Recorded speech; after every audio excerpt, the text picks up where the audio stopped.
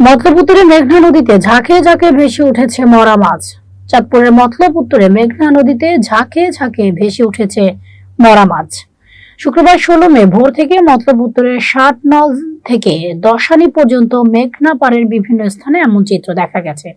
এলাকাবাসী বলছেন, বিষাক্ত বর্জ্য ও কেমিক্যালের কারণে পানি দূষিত হয়, মরে ভেসে উঠেছে দেশীয় মাছ। বিশেষ করে ঝাটকা, চেওয়া, বাইলা, ট্যাংরা, পুঁটি, চাপিলা সহ অসংখ্য ছোট বড় দেশীয় মাছ। প্রতিদিনের মতো শুক্রবার ভোরে মাছ ধরতে নদীতে নামেন স্থানীয় জেলেরা। তখনই তারা দেখতে পান পানিতে ভেসে রয়েছে অসংখ্য মরা মাছ। কি কারণে বারবার নদীতে মাছ মারা যাচ্ছে এবং পানি দূষণ হচ্ছে তার সমাধান চান এলাকাবাসী। এদিকে পচা মাছের দুর্গন্ধে নদী পাড়ের বাসিন্দারা অতিষ্ঠ হয়ে পড়েছেন। দূষিত হওয়ার কারণে এখন নদীর পানি ব্যবহারও করতে পারছে না স্থানীয়রা। এভাবে ছোট আকারের ঝাটকা মারা পড়লে সামনে কাঙ্ক্ষিত ইলিশ পাওয়া যাবে কিনা দুশ্চিন্তায় জেলেরা।